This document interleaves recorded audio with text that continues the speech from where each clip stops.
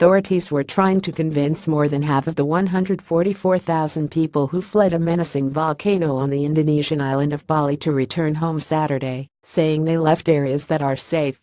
The Mount Agung volcano on Bali, a tourist hotspot known for its lush interior, Hindu culture and beguiling beaches, has been at its highest alert level for more than a week, sparking an exodus from an official danger zone and areas farther away.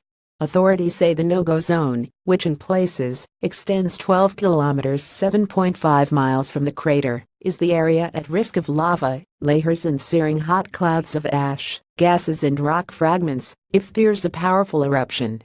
Those who live outside the danger zone, we urge them to go back home and carry on with their daily lives, said Putu Widiata, head of the Disaster Mitigation Agency in Klungkung district south of the volcano, where some 22,000 people have fled. We are trying to identify those who lived outside the danger zone. Bali's governor has warned that people leaving what the government classifies as safe villages have become a burden on genuine evacuees, and the temporary shelters set up to receive them. Agung's last eruptions in 1963 produced deadly clouds of searing hot ash, gases and rock fragments that traveled down its slopes at great speed. Lava spread for several kilometers miles and people were also killed by layers, rivers of water and volcanic debris. About 1,100 people died in total.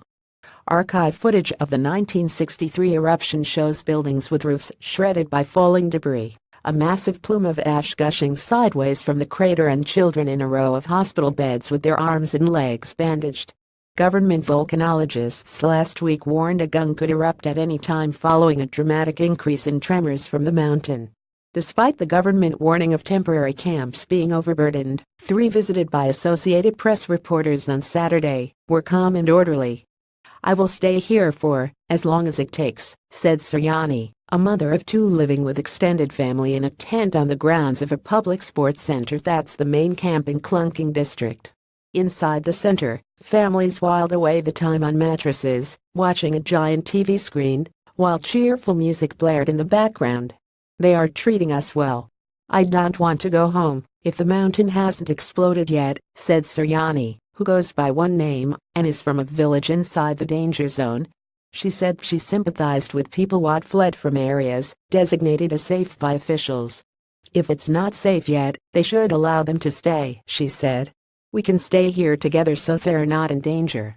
At another smaller temporary camp, officials said a dozen people had left of their own accord after the Bali governor's statement and they were in the process of identifying others who can go home, but won't compel them to.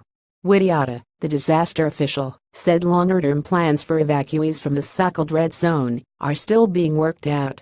"This is a temporary shelter, so it's not as comfortable as your own house, but we are trying to make it as good as we can by providing entertainment, counselors, a school for the children."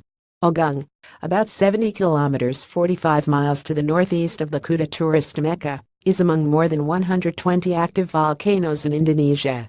Another volcano, Mount Sinabung on Sumatra, has been erupting since 2010. Officials say tourists on Bali, which had nearly 5 million visitors last year, are not in danger, but they have prepared evacuation plans if ashfall from an eruption forces the closure of the island's international airport. Indonesia, an archipelago of thousands of islands, is prone to seismic upheaval due to its location on the Pacific Ring of Fire, an arc of volcanoes and fault lines encircling the Pacific Basin.